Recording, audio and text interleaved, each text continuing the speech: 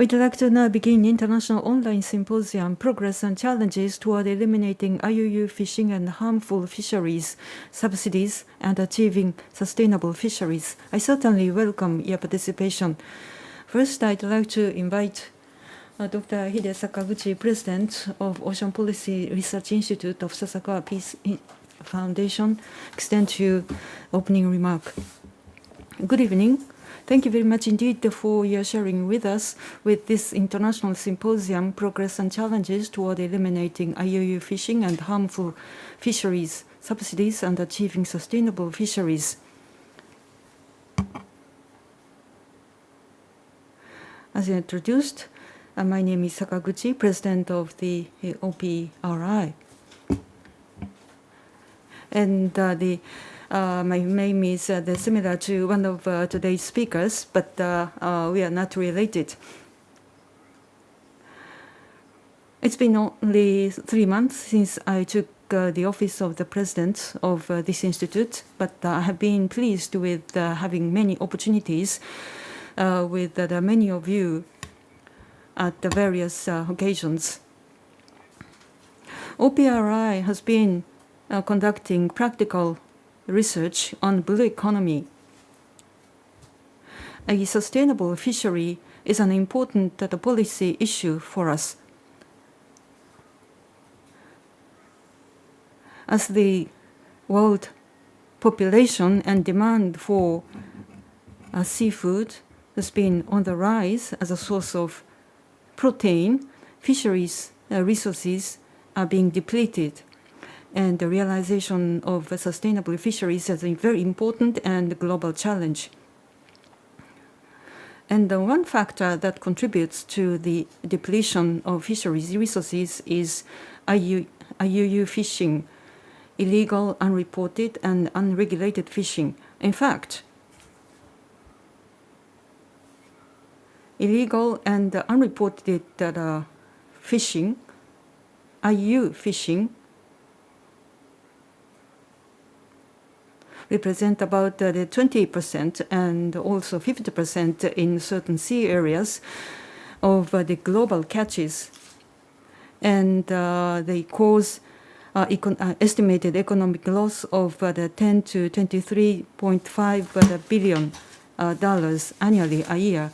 And the 54% of high seas fisheries is said to be unviable without government subsidies, and globally, $45 billion a year have been spent as fisheries resources, which is about 20% of the value of global fish catches.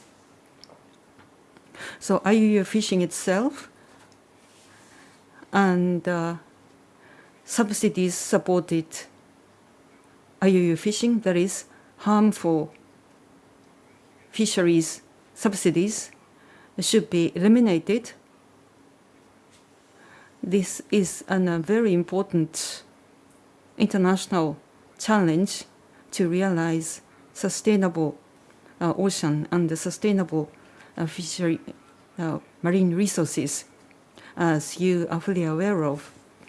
And last week, in fact, I had the opportunity to talk online with Ambassador Santiago Wills from Colombia, who leads international negotiations aimed for the elimination of harmful fishing resources. Ambassador Wills has been focusing on the ministerial meeting scheduled for the 15th of this month, and the calling for support from the international community. It is an international community's obligation to protect marine resources which live and migrate in the sea, which connect the world from IUU fishing, and realize sustainable fisheries resource management.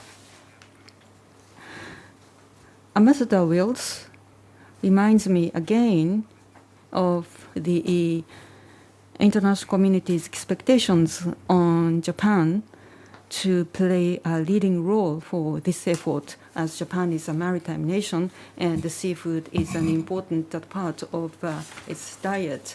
And the OPRI's, it's OPRI's duty to promote efforts for sustainable fisheries. I'm looking forward to hearing from the precious stories and the information from the people who are working for the elimination of IUU fishing and for the sustainable fishing. Representative from Fisheries, the agency, businesses in the fishing industry, researchers, and the journalists. Well, I have high expectations on this occasion, and I appreciate your cooperation for having a very productive and meaningful symposium today. And once again, I'd like to express my thanks to your support for our activities. Thank you very much.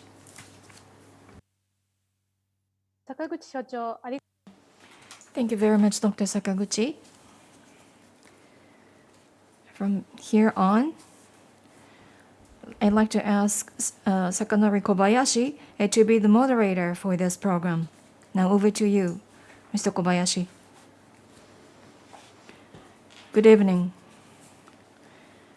I am Kobayashi of OPRI, Sustainable Fishery and Elimination of IUU Fishery, among others, and promotion of effective measures are the ones that I'm interested in promoting the policy dialogue. And I'd like to give some additional comments. And as was mentioned by Dr. Sakaguchi, last week we had the online conversation with Ambassador Santiago Wills. And he kindly agreed to send his video message to us on this occasion of the symposium. Once preparation is ready, then I'd like to introduce that video clip. We engaged in various activities to eliminate IUU fishery, among others. In February, we invited the journalist from the New York Times together with Ida-san, the Mr. Ida, to discuss how to go about eliminating IUU fishery. Back then, we discussed, among others, the IUU in the context of the overexploitation and depletion of stocks, and at the same time, forced labor, as well as the violation or invasion into the territorial waters and other criminal activities that are committed at sea. And thus, we consider that there are multifaceted challenges that the fishery is faced with, not just limited to IUU and the overexploitation.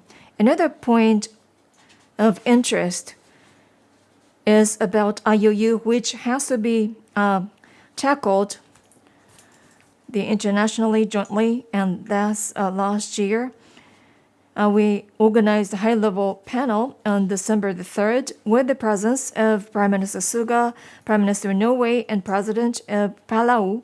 I served as the co-chair, and we had an opportunity to introduce the result of the discussion, and elimination of IUU was one of the main topics on the agenda. And thus, we are determined to disseminate information, to promote activities to eliminate such criminal acts or IUUs. The high-level panel was about the ocean economy toward a sustainable fishery.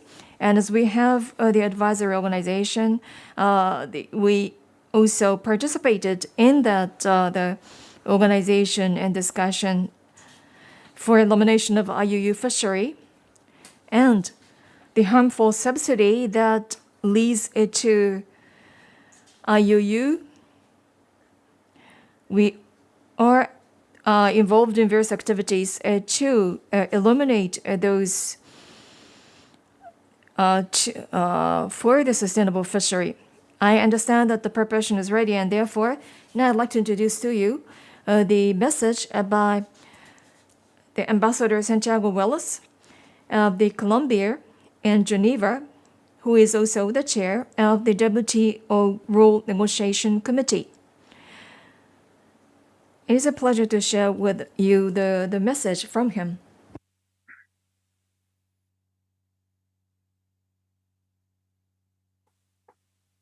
Good afternoon, everyone. My name is Santiago Wills. I'm the ambassador of Colombia to the WTO in Geneva and chair of the negotiations on fishery subsidies here at the WTO.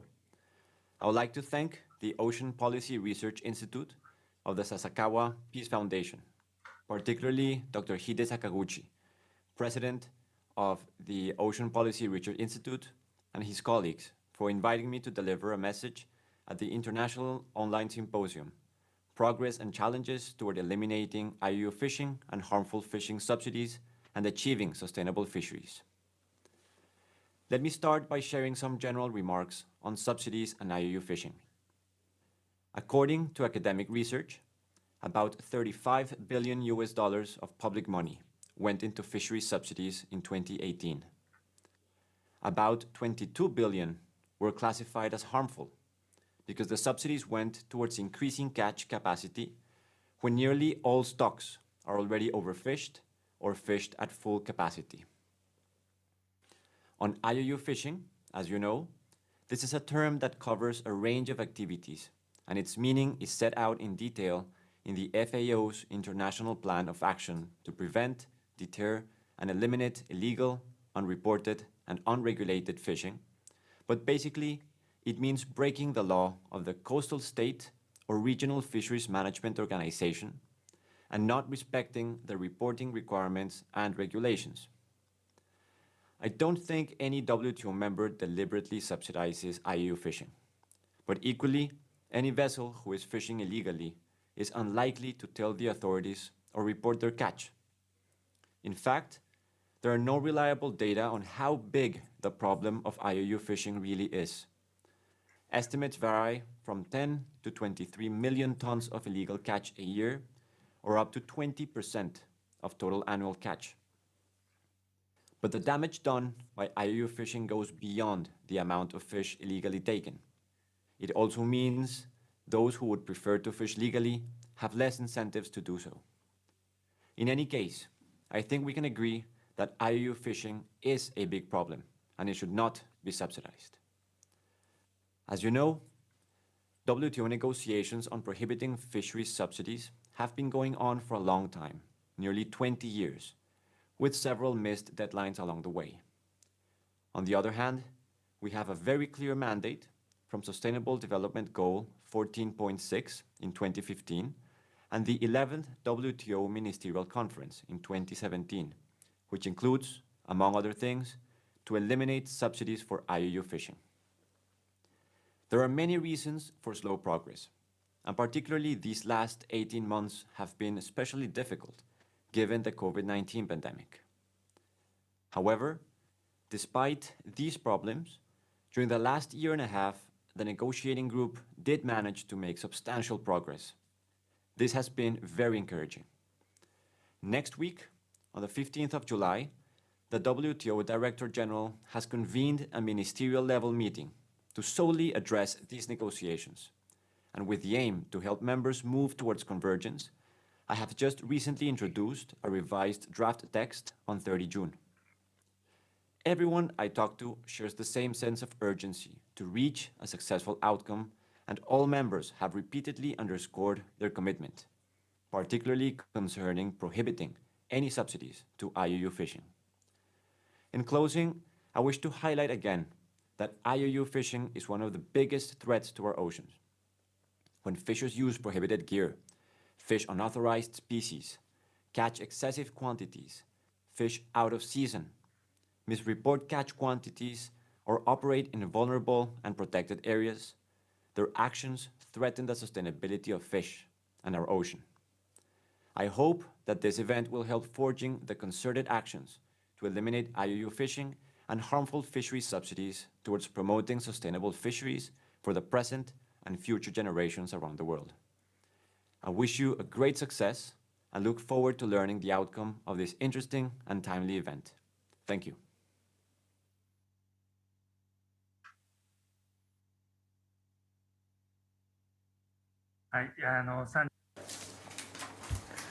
That has a message from Ambassador Santiago Wills of Colombia, who leads and as chair of the WTO rule negotiations.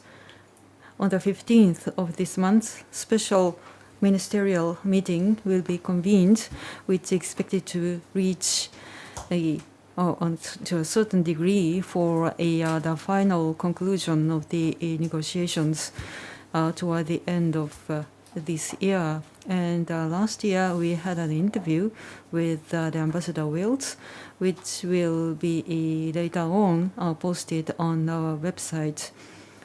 We are very pleased to have the 8 panelists who share their valuable time from their schedule. I believe that they have many statements to make, but I needed to ask them to press the volume for the information into 5 minutes. We have the first round for 5 minutes initial statement, followed by question and answers, and comments, messages from the online audience would be shared as well. The details of the procedures would be announced later on.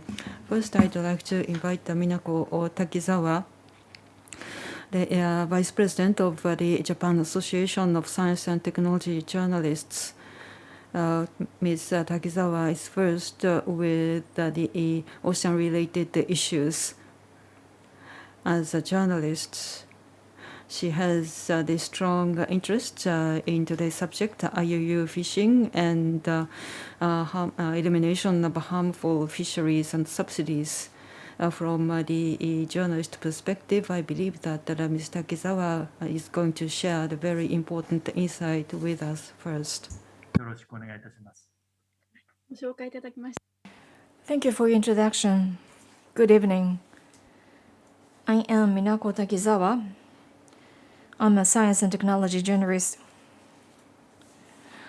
I have been engaged in the activities to disseminate information about the ocean. I wrote some books about the deep seas as well. And also, I became interested in matters that are related to the society. That's how I came across with the issue that faces us.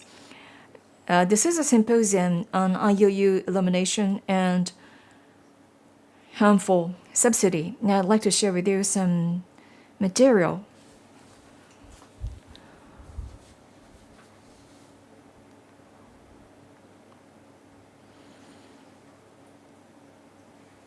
I have only one page of a slide at the outset. As a ordinary citizen, I'd like to share with you my thoughts, and then I'd like to change my hat as the journalist to further elaborate on my thoughts. First, for people living in Japan, especially this year, I believe, the carbon neutral declaration was issued, and the sustainability related awareness has changed drastically among the ordinary citizens. Especially fishery resources are different from other types of resources because other resources could be depleted once they were exploited. But in the case of fishery resources, they could be conserved, they could be enhanced, and then the question is how. That's what I'm interested in, and in Japan as well as globally. There is a rising demand for sustainable food that are healthy and friendly to the environment. Meat is often discussed as not sustainable, not quite healthy, various issues are now highlighted in meat as a food resource as well as a fishery. The fishery products are the ones that have been maintained from long time ago, and sustainability. These are keywords, and yet the demand does not always match with the supply, and therefore we want to create an environment where at least once a week we can enjoy sustainable and healthy fishery product. And therefore, in the context, IUU fishery is quite significant. In fact, some say that what is called antisocial organizations, that is, the criminal organizations, that are engaged in IUU fishery, thereby putting pressure on legal fishery, and also internationally. It is discussed in the context of the forced labor, among others, and also the greenhouse gas elimination. That's also discussed in the context of IUU fishery. Fishery products are distributed globally in international market. Therefore, we need to work internationally in collaboration. That's another characteristics of the fishery products. On the other hand, for the media, this is something that is rather difficult to reconcile with, because for consumers, how consumers have perceived fish, whether fish was produced in the well-managed environment, it is caught in a sustainable fashion, that is rather difficult to discern for the consumers, whether it is legally caught. And therefore, nowadays we see some labeling on fishery products that guarantee the quality, but when it comes to IUU, I have to say that such branding may not be sufficiently utilized. In June last year, the Fisheries Agency summarized or concluded the fishery product licensing system where IUU fishery was taken up, and the question is how this is going to be implemented. That's what I'm interested in as a journalist. And once such certificate system is implemented properly, we hope that it could lead to distribution environment where fishery products that are properly caught and managed could be purchased by consumers. We know that there are numerous small-scale fishers as well as the distributors. We don't want to impose too much burden on them in facilitating such an environment. And there, we can think of utilization of ICT. Being a scientific journalist or science journalist, fishery in general may be somewhat difficult to highlight by the journalists, but we can think of, in the context of application of ICT for fishery, if there arises some interest and initiative toward that, and then that would become interesting theme for journalists to take up and focus on. Number 7, for journalists or media,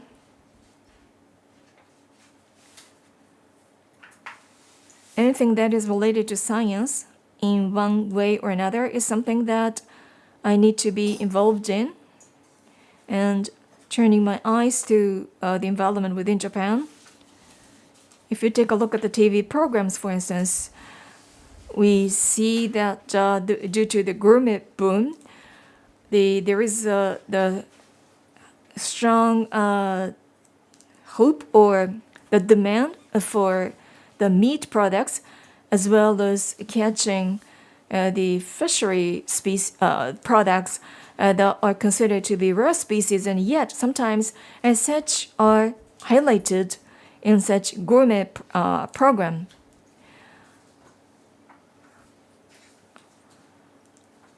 The IUU fishery and the certificate system has to be emphasized more effectively in such an environment to encourage people to act more responsibly. Anyway, not only media but also NGO, research organizations, research institutions, local as well as international networks have to work together to promote those activities, and therefore I'm determined to learn with strong interest. At the symposium, I know that there are experts who know about those topics more than I do. Therefore, this is going to be the good opportunity for me to learn. Thank you. Thank you for the invitation. This concludes my presentation. Thank you very much, Mr. Kizawa. From generous point of view, IUU, the fishery products, of course, they are not labeled as caught by IUU fishery, and therefore, how can we enlighten consumers about the need for elimination of IUU? That was quite interesting. I'd like to move on to next person, Mr. Takumi Fukuda. Mr. Fukuda is a negotiator from the Fisheries Agency at international negotiations, as well as at regional fisheries management organizations representing the government of Japan.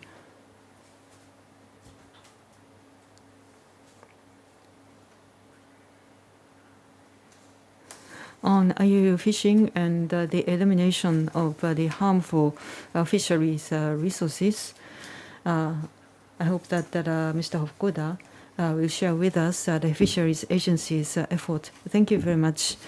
Good afternoon, everyone. My name is Fukuda, International Affairs Division of Resource Management Department of the Fisheries Agency. As Dr.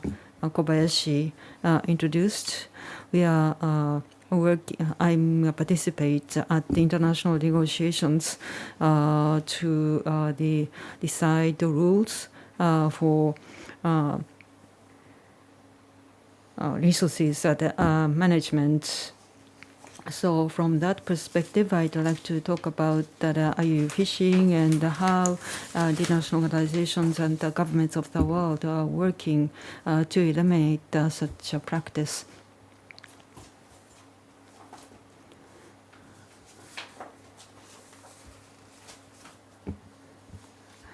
So about the IUU countermeasures against IUU fishing. In 2001, FAO adopted the international plan of action to deter IUU fishing, representing illegal, unreported, and unregulated fishing. That is the fishing practiced outside of the international and domestic rules. According to FAO, IUU fishing, about 20% of the global the fisheries catches. Particularly on high seas, IUU fishing is a grave international challenge. SDGs 14.4 also call for the elimination of such a practice. The appropriate resource management should be in place for a sustainable fisheries. So these must go hand in hand at the international organizations.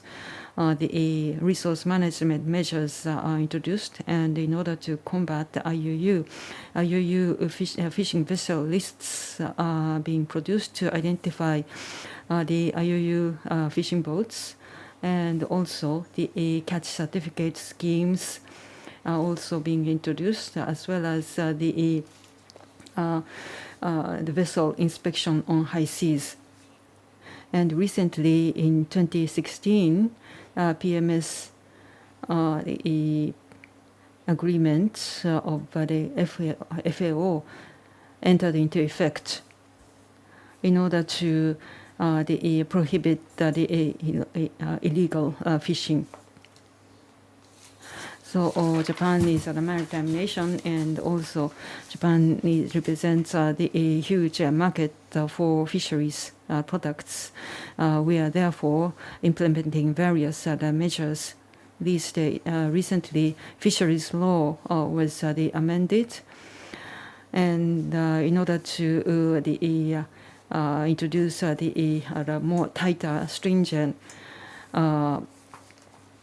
punishment for illegal activities, and act for the improvement of domestic trade of specific marine adult animals and plants were also promulgated in order to prevent the distribution of illegally caught the fisheries products. And with the EU, the United States, Thailand, we have the bilateral efforts issuing the joint statements for the cooperation on countermeasures on IUU, and also at the bilateral negotiations with China, Korea, and Russia. We are also discussing how to fight illegal fishing. And we have been introducing the new fisheries policies, or reform of fisheries policies, based on the quantity control, based on scientific resource stock assessment. We manage resources, as also so the scientific guideline should be given to quantify the allowed catches. And Japan and in the surrounding areas, we hope we are working to more effectively use the sea areas for the promotion of fisheries industry, and as well as effectively ban the illegally caught fisheries products with this the newly introduced law. So we started with the fisheries resource management to reform basic policies, as well as the promotion of the offshore fishing and the aquaculture, as well as the improvement of the distribution of fisheries products. And these days, we also need to control the illegal and the practices of foreign fishing vessels in the sea surrounding Japan.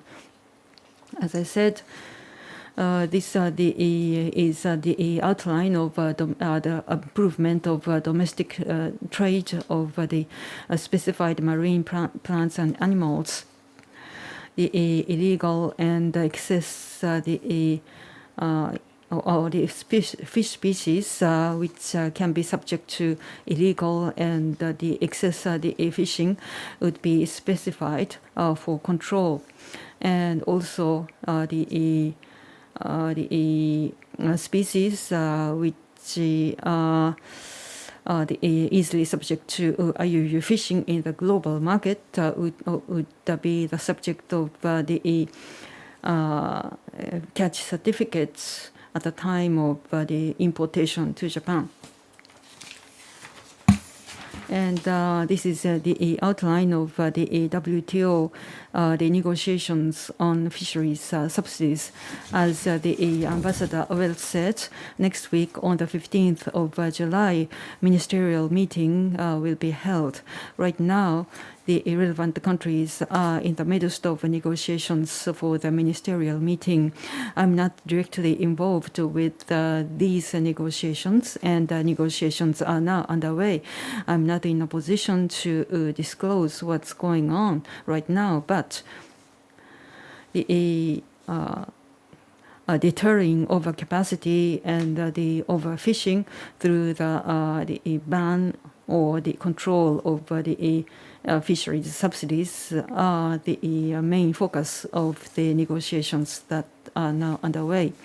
The necessary some subsidies might be necessary from the policy perspective, and also we also need to consider stronger enforcement measures. And our government position is that the ban on the subsidies should be limited to the ones that contribute to overcapacity and overfishing. Thank you very much. Thank you, Mr. Fukuda, introducing to us the domestic situation with the newly introduced law, as well as the international developments, what fish species would be specified for type 1 and type 2 categories would be an ongoing focus for us. Thank you very much. Next, I should like to invite Professor Isao Sakaguchi. I think it was in 2018. He attended the Blue Economy. He is a professor of the Law School of Gakushuin University. I had an opportunity to be engaged in discussion both locally as well as internationally. Now over to you, Professor Sakaguchi. Thank you for the introduction. Good evening. This may not be welcome topic. What I'm going to talk about is about the fishery subsidy in Japan and excessive fishing capacity.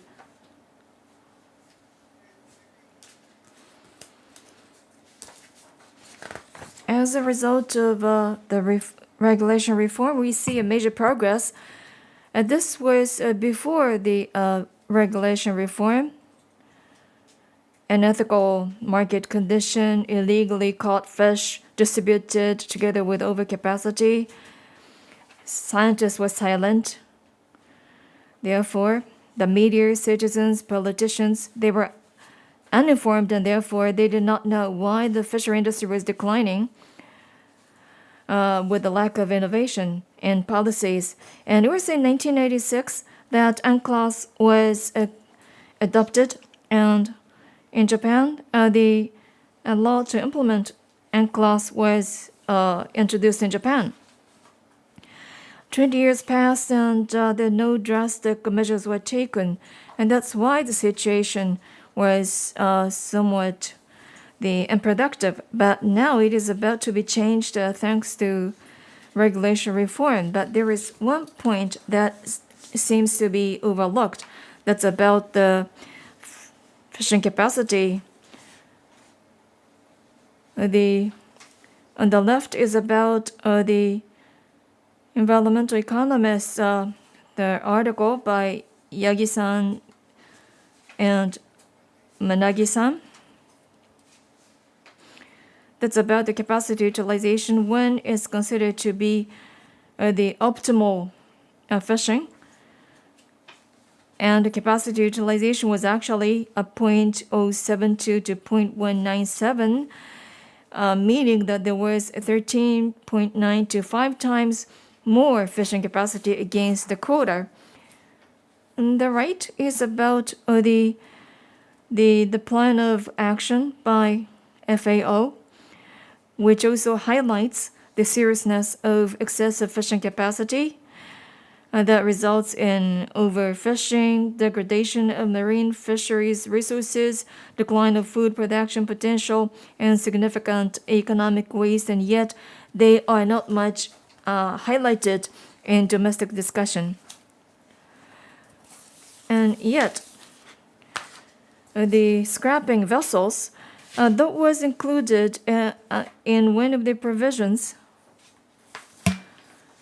that was included in the advisory that was issued for regulation reform. with a major budget allocated for different items, and yet the budget for the stock management was quite limited. Yet, as you see, what could be related to enhancement of the fishing capacity seems to be handsomely budgeted, and therefore the situation could become even more challenging. You know that there was the excessive investment made into fishing capacity right after the war. Therefore, to get the sufficient return, the scrapping vessels did not progress in the whaling industry.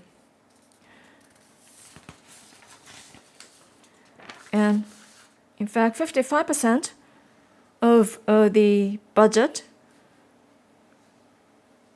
according to OECD review, are spent for the subsidy are spent for the fishery management, but I really question this, the validity of this report. On the other hand, according to the report by Smiler and others, it appears that the fisheries subsidies for increasing fishing capacity seem to be quite substantial, and yet this is such a rough estimate, and therefore the number may not be quite valid. Therefore, that leads to the need for a more exact type of the investigation and study to be performed. Dr. Sakai, who is now with Tokyo University, wrote this article in 2015. He wrote about the effectiveness of the various policy measures for the management. And he discussed the validity of the IQ-based the management, or non-IQ-based the management regime, and he concluded that IQ-based approach seems to be more effective. In Japan, it is only for the bluefin tuna that was introduced, but it's a long way to go. Therefore, the question is whether this could lead to the improvement of the situation for excessive capacity. This has to be more extensively discussed in terms of the negative effect. Thank you. Thank you very much, Dr. Sakaguchi. About fisheries subsidies internationally to enhance transparency is important. And of course, it should not be spent for promoting IUU, but how to properly manage the catch in the context of the subsidy, I believe that's one of the important challenges that we have to embrace. The next speaker is Mr.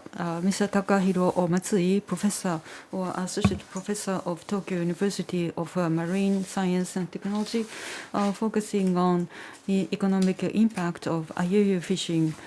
Professor Matsui, you have the floor.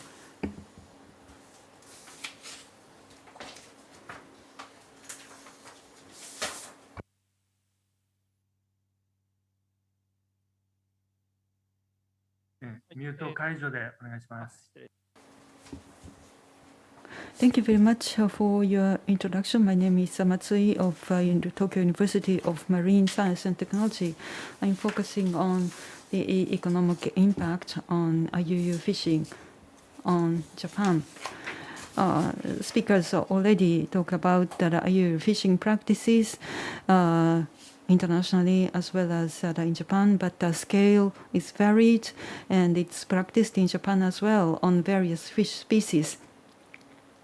As other speakers mentioned, the IUU fishing leads to overexploitation, reduction and the depletion of the resources, and the fish catch decline. And because of the imported product of the IUU fish products, the Japanese fishers and the trade people suffer economically, as well as the human rights issues caused by IUU fishing. I focus upon the IUU fishing impact on the market.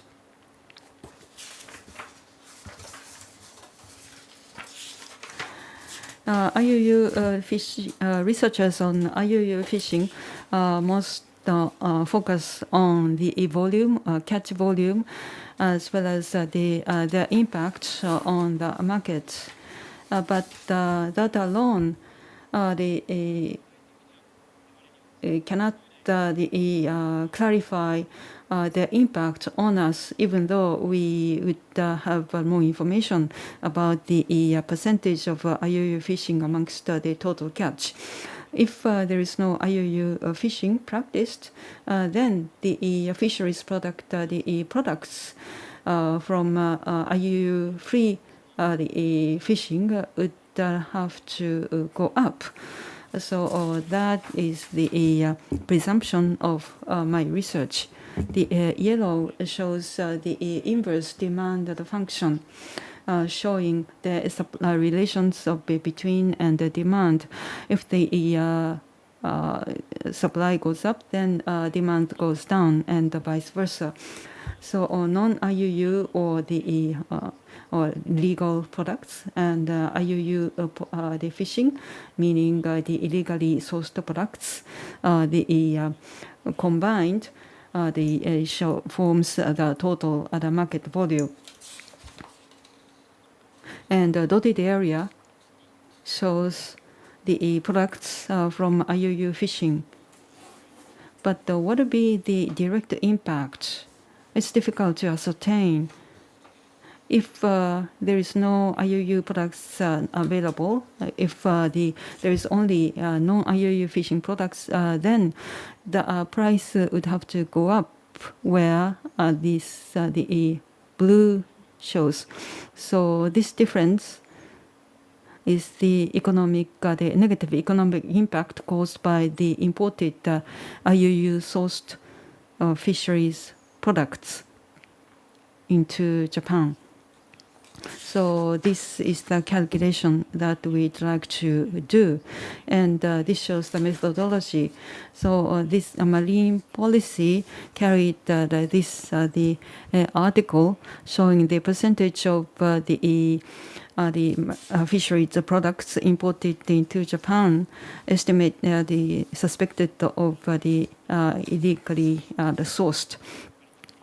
So if the IUU sourced products are eliminated, then the legally sourced products prices would go up.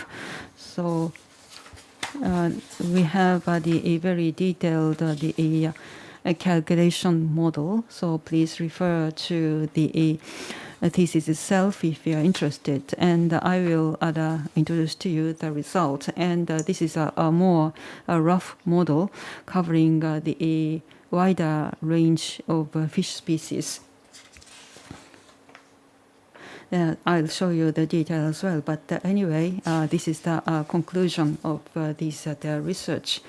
If we can eliminate the IUU products from the market, then the squid, the value of the total the product would squid the catch would go up by 24 to 46 billion yen.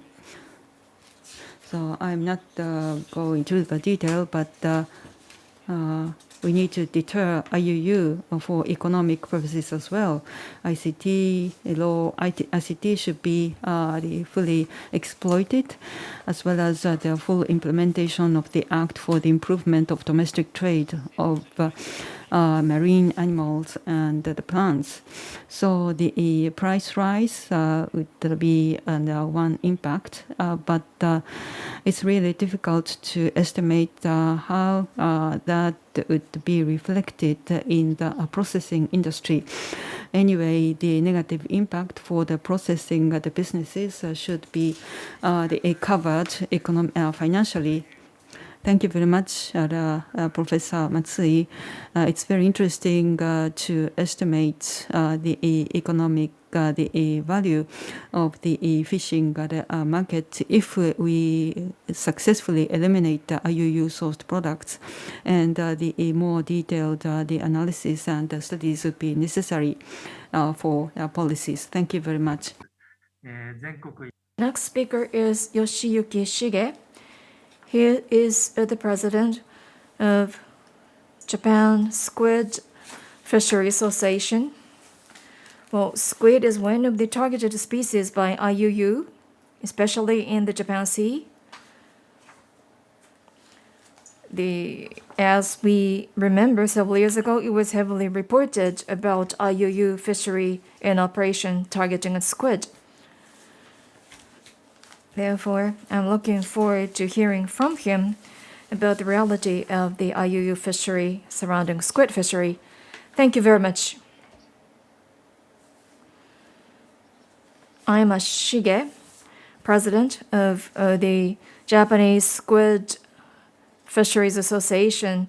Well, Professor Matsui just mentioned that squid fishery is what is suffering major loss due to IUU, and therefore I'd like to share with you the reality of IUU fishery. I would say that the fishing vessels that belong to our association are rather large, about 200 tons. They are targeting at a squid in the Japan Sea. There are 54 member vessels, but 10 years ago there were as many as 133 boats. As the stock situation declined, the harvest dropped as well. And therefore, because the business was no longer viable, many of the fishers left this industry.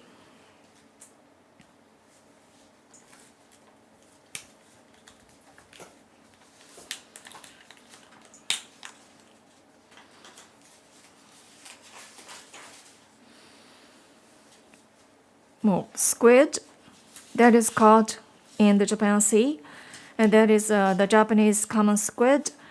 And there are two types, the autumn spawning school and the winter spawning school. Here is a spawning ground. Then eventually move toward the north and then come back for spawning. And on the way, in between those destinations, there are fishing grounds. Squid is caught not only in the Japan Sea but also in the Pacific Sea, Pacific Ocean. But Yamato-tai, which is located at the center of the Japan Sea, is the central fishing ground, which is located within the EEZ of Japan. I'm sure you are aware of the situation that was reported by the newspapers as well as TV media.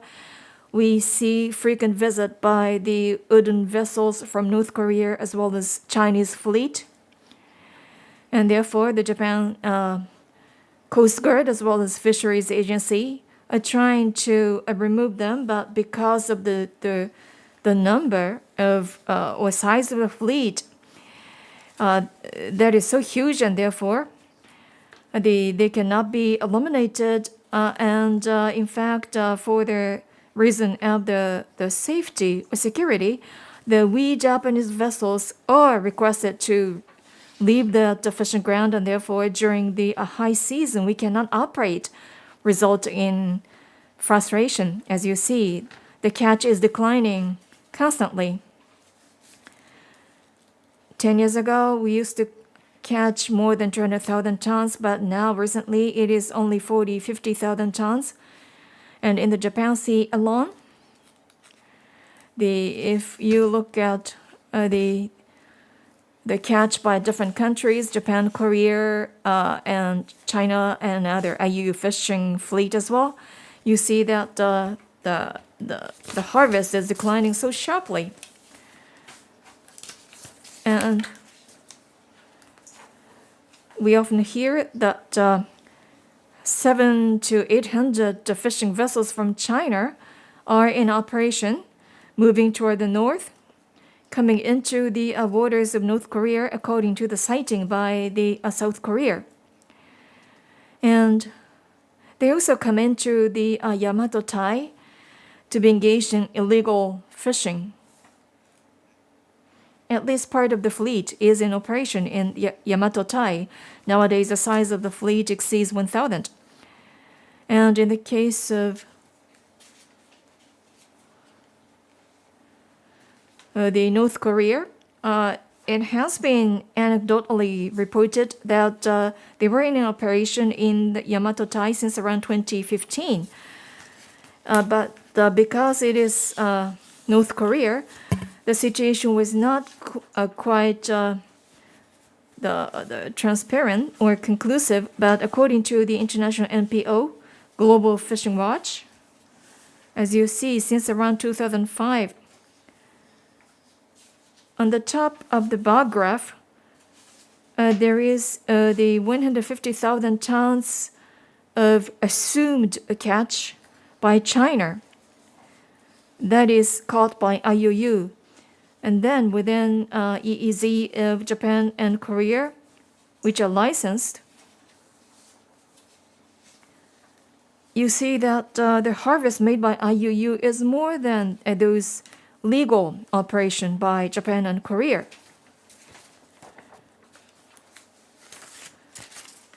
Thus, both Japan as well as Korea are experiencing declining catch. And according to the satellite image shows the area that is lit, and this represents the small-sized wooden vessels from North Korea. They are in operation in coastal areas near Russia as well. But then there is another area that is densely packed with the fleet, China, Korea, and Japan, and North Korea as well. And some of them expelled from Russian waters and come into the Yamato Tai.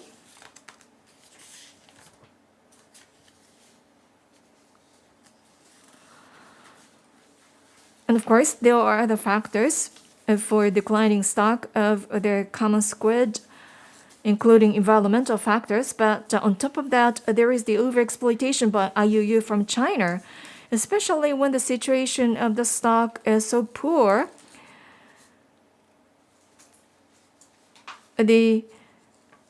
When the water temperature and other environmental factors are the causes, then that's beyond our control. But in the case of the anthropogenic negative impact, it could be rectified. Therefore, for recovery of this stock, we need to eliminate IUU that requires the strict management by Chinese government. Therefore, we ask the Japanese government to talk to the Chinese government for improvement of the situation. And we also consider that international NPO like Global Watch, their voice is quite effective in putting pressure on China, and hope that such activities would increase in the future as well. Thank you. Thank you very much, Mr. Shige. The change in squid catch, it's on the decline constantly, and as a co-founding factor for the pressure on the stock, the IUU fisheries there, and how to put pressure on Chinese government to improve the situation that requires international coordination and cooperation, including information provision by the international NPOs. It was quite informative. Thank you very much, Mr. Shige. And then next speaker is Mr. Sotaro Usui, the president of the Usufuku Honten Company, headquartered in Kesenuma City, which is the fisheries company engaged in the Atlantic bluefin tuna, and the first company for which the Sufuku was certified for marine eco label, or the MSC certificate.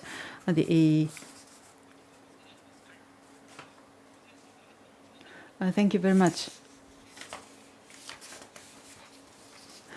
I'd like to talk about how to grow the Japanese industry, which is competitive in the Japanese in the world market. I'm the fifth the president of the company, which was founded in 1882, and this is the new tuna long liner. And we won the Good Design Award for this design for this ship. And as you can see, the accommodation is very comfortable. And this is the international, the first the certificate for the Atlantic the bluefin tuna. And we obtained the MSC certificate because we wanted to differentiate ourselves. The gray the market, the fish is available in the Japanese market, but we'd like to differentiate ourselves, and we also would like to express our position very clearly to the government, to the international market, and to the fellow the businesses in the market. And we also wanted to pass our business to next generations. And in order not to import IUU fish tuna into the Japanese market, we decided to take action by ourselves first for the strict resource management. We catch the tuna, weigh them, and tag them. And we are obliged to embed microchips to the bluefin tuna with the serious numbers, a serial numbering tag. And previously, we received subsidies for this tagging, but today we need to pay by ourselves. And so, as you can see, the right at the bottom, the tag shows all the identity of the tuna we caught, and the individual tuna is weighed, and in order to check the weight as well. And after the landing, the tuna carrying trucks, they have to be weighed 100%. And if the 1 kilogram of the overweight is caught, then we are deprived of the fishing licenses. But this the strict rule is not applied to foreign vessels and imported products. And as a result of the strict resource management, the Atlantic bluefin, the prices fell from 4,000 yen per kilo to 1,000 yen per kilo. And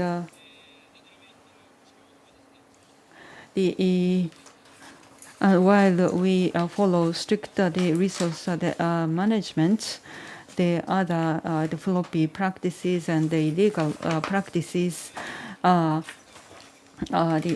not caught, are not regulated, and their products are freely available in the market.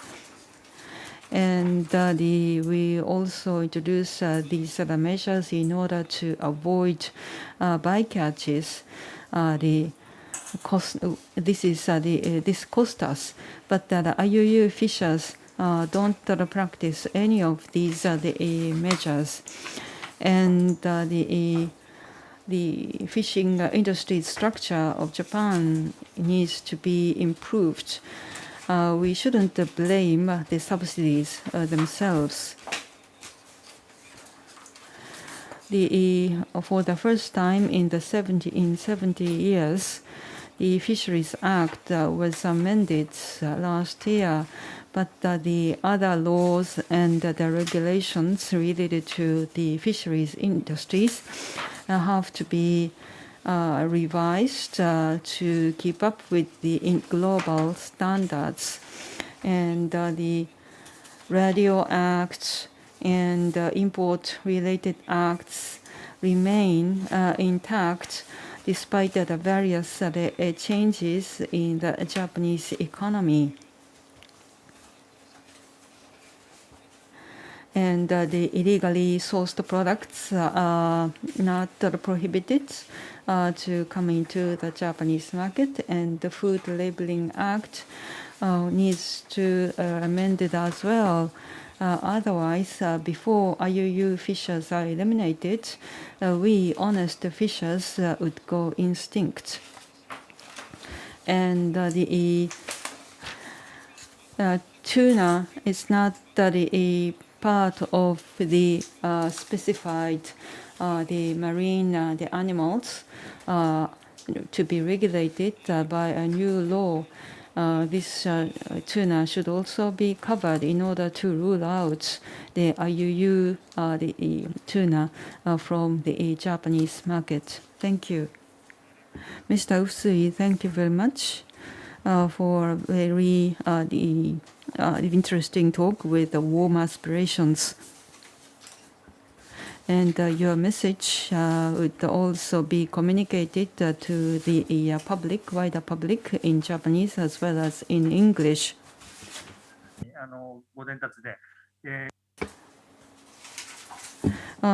If you revise, update the YouTube's the access the URL, then you see the screen where you can send to us questions or comments after having listened to the panelists' talks.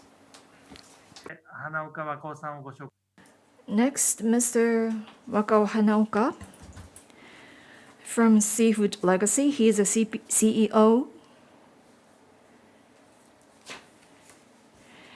His company is engaged in consulting of the fishery industry, offering solutions to sustainable fishery.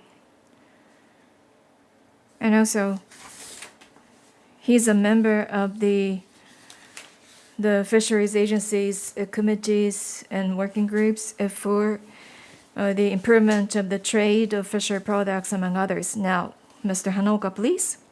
Thank you. My name is Hanaoka of Seafood Legacy. Good evening. About Seafood Legacy, we engage in consulting and also offer the platform, which is not competitive but rather for cooperation to gather multi-stakeholders.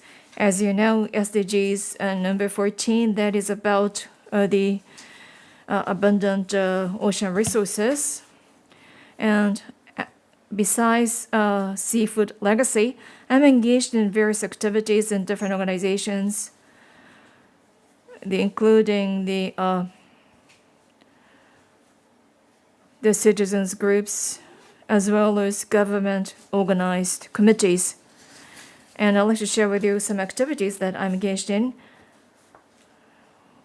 One of them is the Friends of Ocean Action for Sustainable Development, conservation of the ocean resources, as well as the sustainable resource utilization are the major aim, and the platform was organized in 2018 together with a member of OPRI, and this was convened by the World Economic Forum.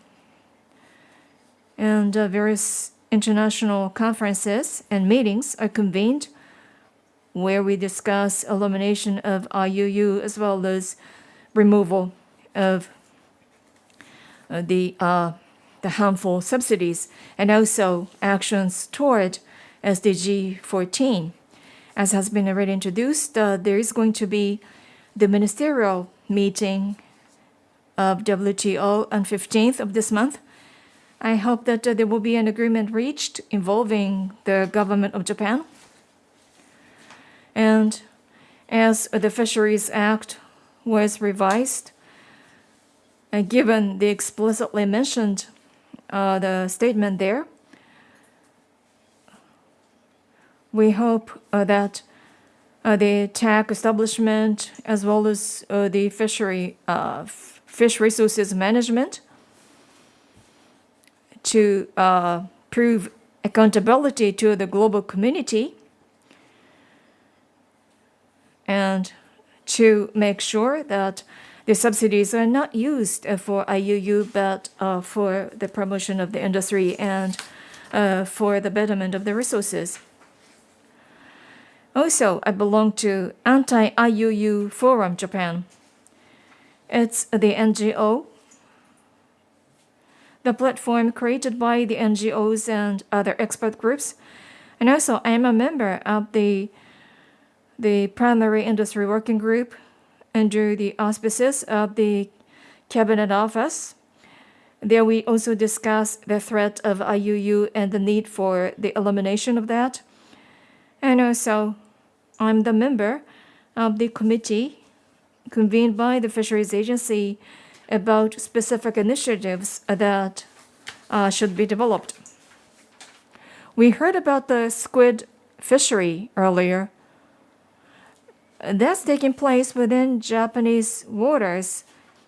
Squid illegally caught by foreign vessels, resulting in damage by the Japanese fishery industry. And when it is caught by the Chinese vessels, then that will be landed in the Chinese ports. And you may know that the China is the largest importer of fishery products when it comes to squid. China is the largest the exporter of the squid products to Japan, and therefore we are actually engaged in such other harmful or assisting such harmful act as well. And therefore, that we have created the roadmap for creation of the ordinance and regulation. And in discussing the selection of species, at first there was a strong interest in limiting those initiatives to specific species. Of course, when we consider the practicality, it may be better to limit the species.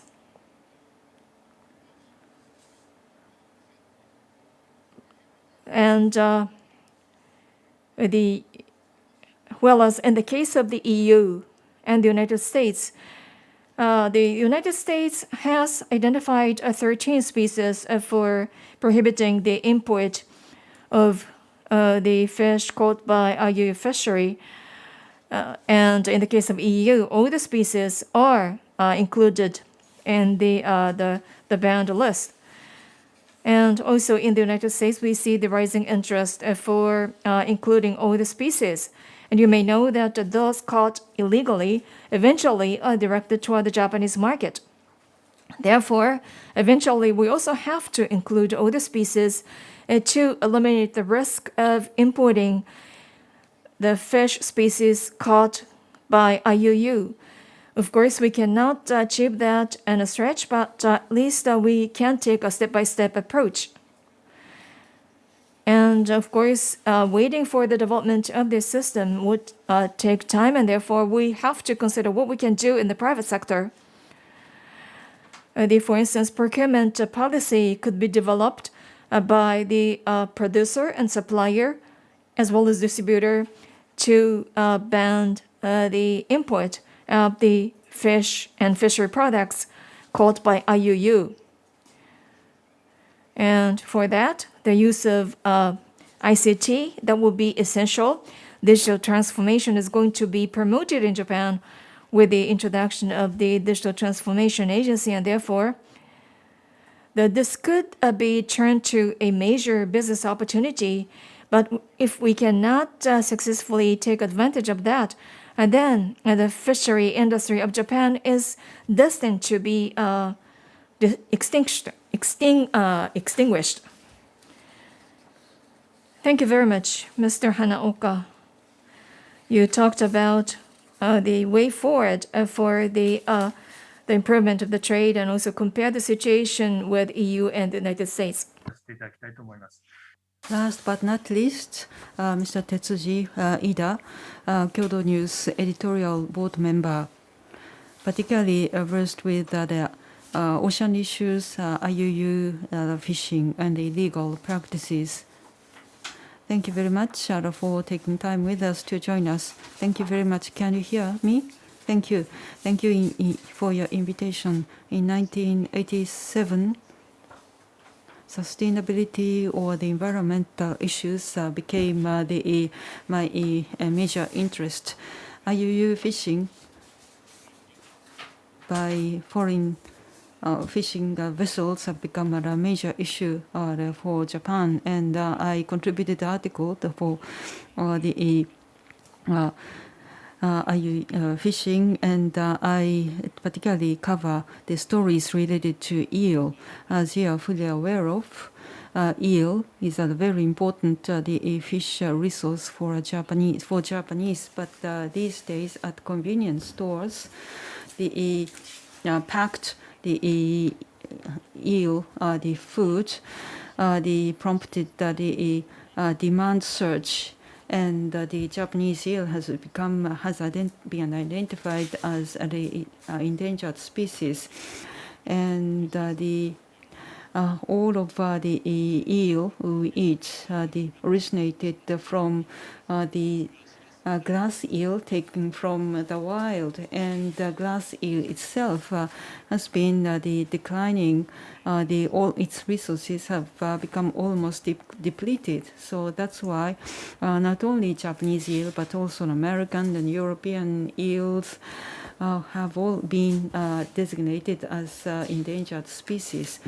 And so demand for eel has been on the rise, and now 28th of July is traditionally the day where the Japanese love to eat eel, and the demand remains high, and the glass eel prices skyrocketed. In fact, there are large boats owned by Mr. Usui are not necessary to catch eel. Small boats are sufficient. That's why IUU fishing is rampant.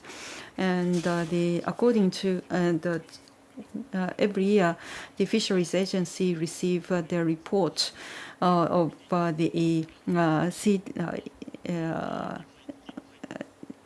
the yields brought to the fish pond, as well as the catches. Also, the gap between these two are suspected of the IUU sourced the eels or the eel juveniles available in Japan.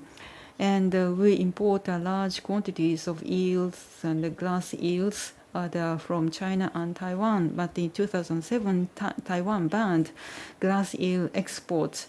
And then in the following year, we saw the sudden increase of the import from Hong Kong. As you can see here, the importation from Taiwan disappeared, and then followed by the sudden increase of the eels, glass eel, apparently from Hong Kong.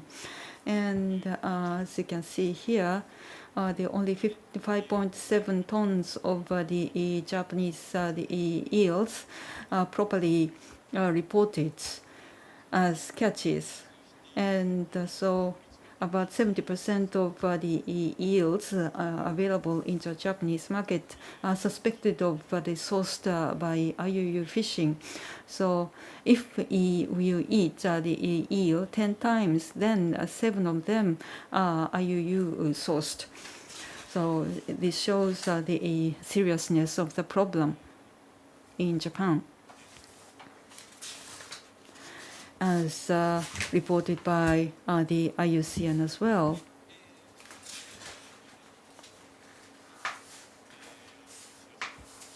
the large quantities of the IUU glass eel is available, and the criminal organizations are suspected of being involved.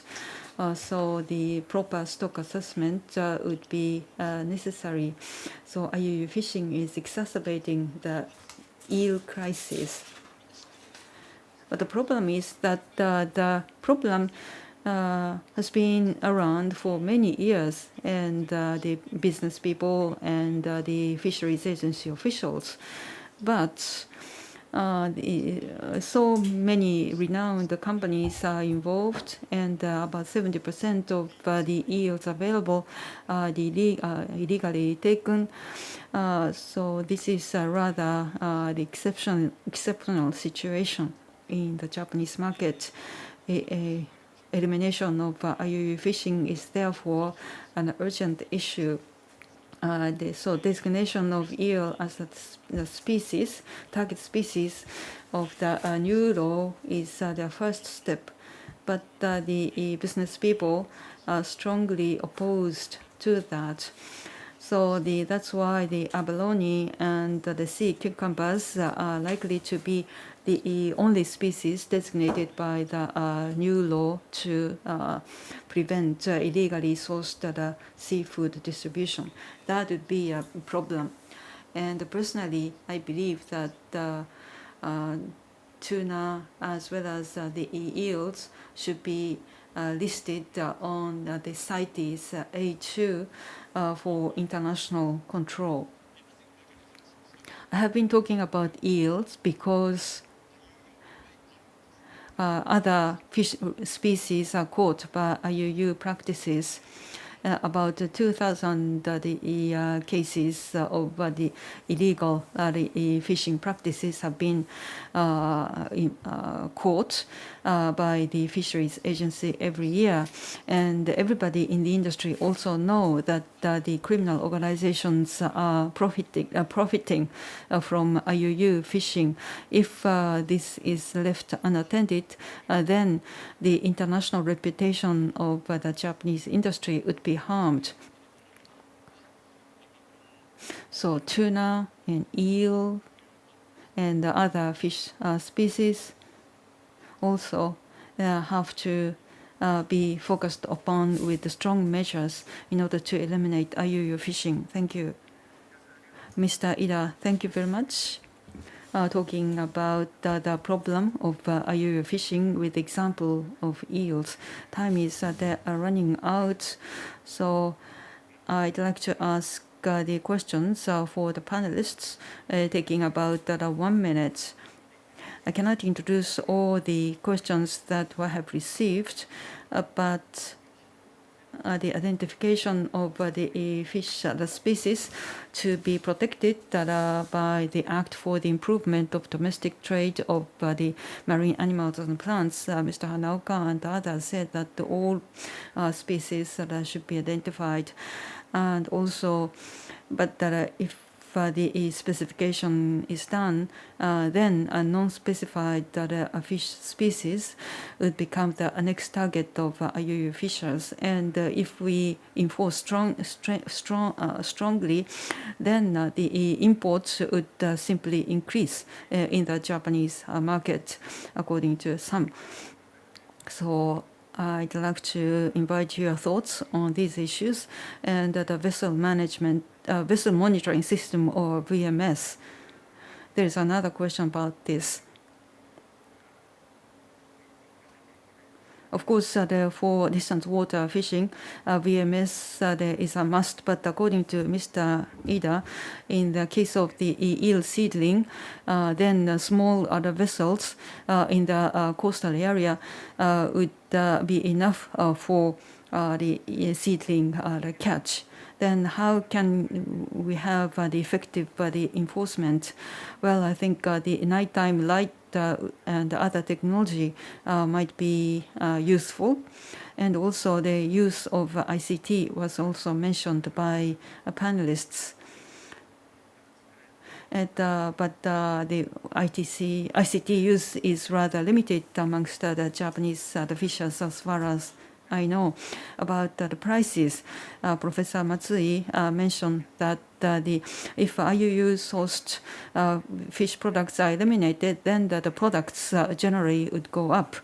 But the origin of the product might be misrepresented, as we saw in the case of the lobster. But the price eventually would came back to the previous level. So the theory might not always work in practice. So this is another question that I'd like to ask to the speakers. まずじゃあ So, in the same order, I'd like to ask Ms. Takizawa if you have anything to add. Well, I would pass. So, the next occasion, that will be another opportunity turning to Mr. Fukuda.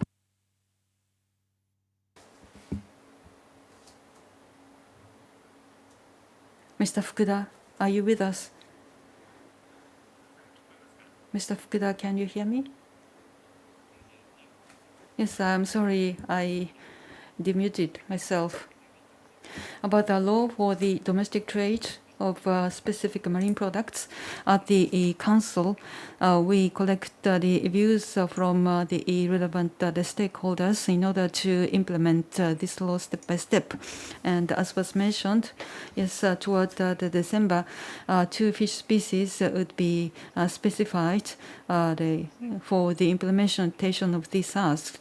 And the monitoring methods also have to be worked out before expanding the species to be subject by this law.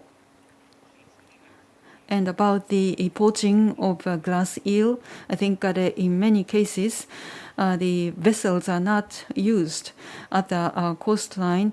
The poachers take the glass eel at night time. So we need the cooperation of police and others in order to catch and crack down on poachers. But fisheries law was amended recently in order to raise the fines up to 30 million yen. With some cases, the imprisonment sentences for stricter measures in the expectation of a deterrent effect. And of course, the issue of the demand and IUU is very important in the Japan and the surrounding areas. Particularly, and also the use of ICT is particularly important, and we need the cooperation with other countries. The PSM, the agreement is now in place, and the illegal the fishing practices by Chinese the vessels in Japanese waters, for example, would also have to be ruled out with all the relevant the stakeholders. Thank you. Thank you, Mr. Fukuda. Now, Professor Saguchi, I talked about subsidy. I'd like to make some additional comments. Korea is a country that we can refer to as a model. They started the fishing boat scrapping plan in 1982. They carry out evaluation of the stock status every year, and then according to that, they determine the fishing capacity. And according to the recent article, it was written in Korea. And but the summary reads that the profitability improved by 53% for the remaining fishers. Therefore, in Japan, of course, it is widely known that the fishery management does not work properly without referring to the fishing capacity, if we just tell the fishermen to operate just once a week and rely on subsidy, that's not reasonable at all, and therefore, therefore the domestic fishery, the fishing capacity has to be taken into account for the fishery management plan. 松井先生お願いします。 Professor Matsui, next, please. Thank you very much. So I study economic impact and the prices. As the person who raised the question said, so it's not yet clear whether the results of our research would have a long-term impact. Of course, we see eventually the price differences would be subsided by substitution by other fish species and other impact. But there are many other problems, the factors which haven't been considered in our study, and also depletion of the resources certainly would have a negative impact economically, which haven't been studied yet. And maybe a larger impact, a much larger impact might result. That said, the economic impact of the elimination of the IUU fishing would have a huge impact. Thank you very much. Mr. Shige, thank you. About subsidy.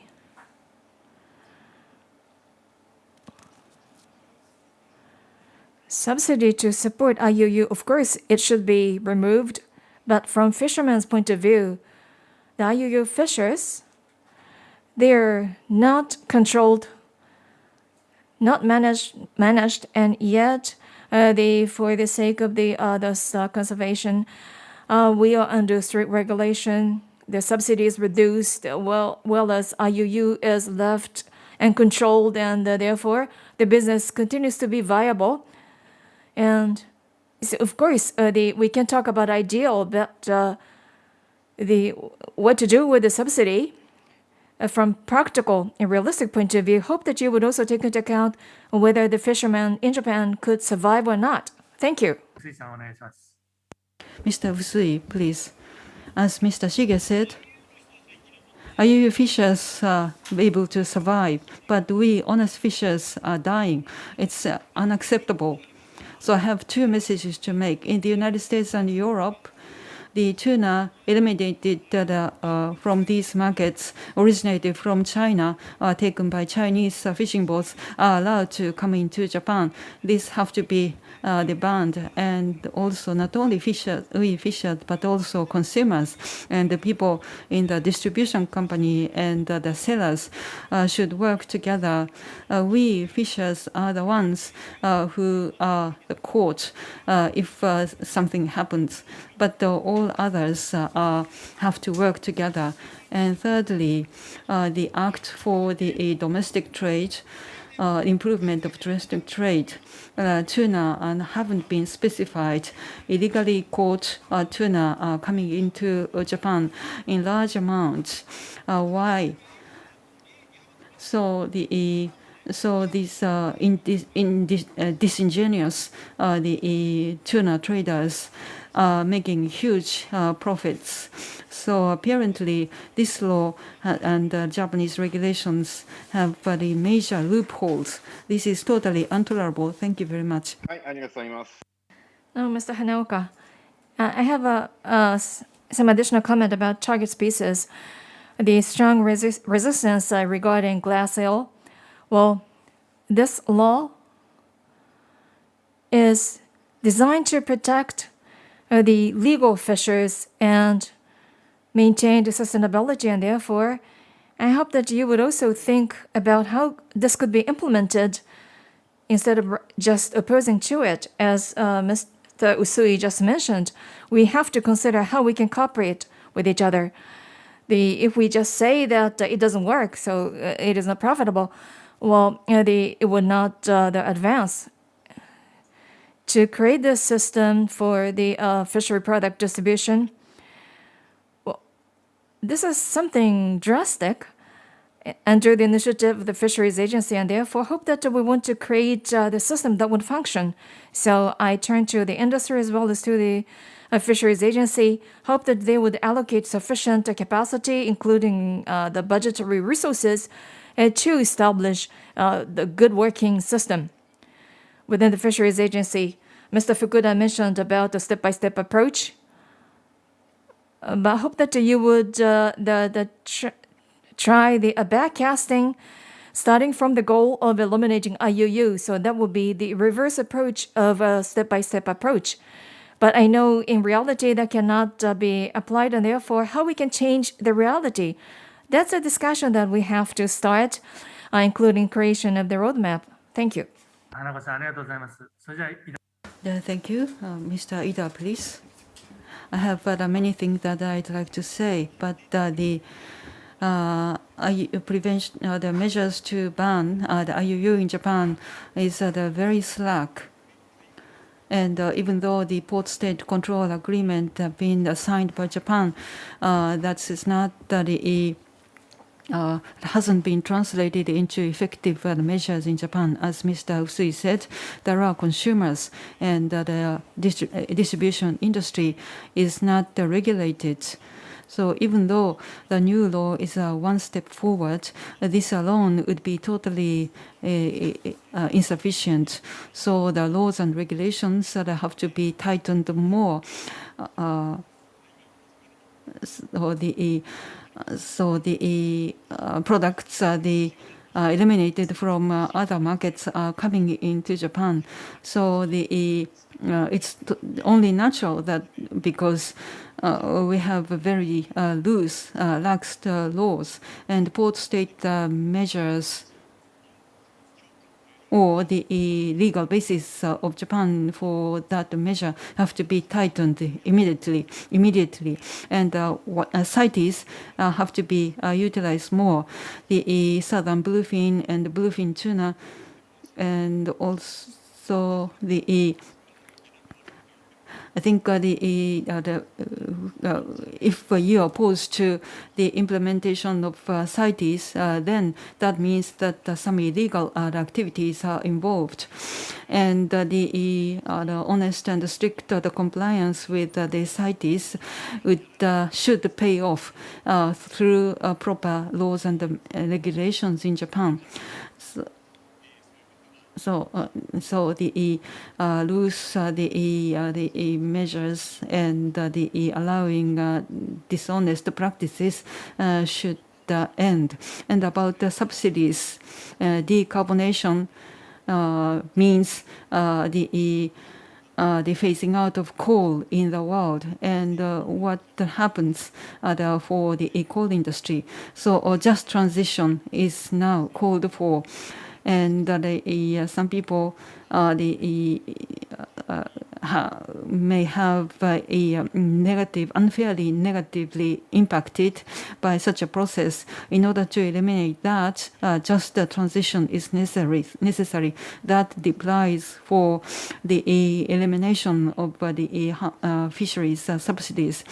So capacities need to be reduced, and then the just transition, the transition to a fair structural change fairly, they have to be ensured. Thank you, Mr. Ida. 本当に時間が Thank you. Time really flies, and I know that you have a lot of thoughts to share with us for sustainable fishery. We want to work together with within Japan as well as internationally to make contribution any way we can make. Based upon discussion we had today, we hope that we would continue to promote the studies as well as the policy dialogue and share the information with the rest of the world. Well, thank you very much for your participation, and this is the end of the program. I'd like to finish my function as a moderator. Thank you very much, Mr. Kobayashi. Now, lastly, before closing, I'd like to ask Mr. Tomonari Akamatsu of OPRI to conclude the symposium. Good evening. Thank you very much for your participation despite your busy schedule. To the panelists, some complain that the situation is such so that honest people would suffer a loss, but we want to help create environment where the honest people would profit. Today, with involvement of the fisheries agency, the fishery industry, academia, and journalists, we successfully organized the symposium on elimination of IUU fishery and harmful subsidy. As has been repeatedly mentioned, the aim for us is to conserve the fishery resources that are broadly migrating in the ocean that connects the world and eliminate the IUU fishery. And thus we reaffirm the need for cooperation of the international community and that Japan should set an example to lead such discussion. In Japanese fishery industry, we are suffering different kinds of the challenges, including depletion of fishery resources, the dwindling population, employment population with a lack of successors, the water temperature rising, resulting in changing fishing ground, and the seaweed ground lost, together with the COVID-19. And therefore, we have to consider how we can cooperate with the international world and the regional fishery management organization and international organizations in order to promote their understanding and cooperation by the wide variety of stakeholders with implementation of their Act on Improvement of the Domestic Trade. And thus, we are determined to promote the sustainable blue economy promotion, thereby making a contribution to the international cooperation involving stakeholders and sustainable fishery industry by way of policy studies and policy dialogue. I'd like to thank all the participants, including the panelists, for their contribution. Thank you very much.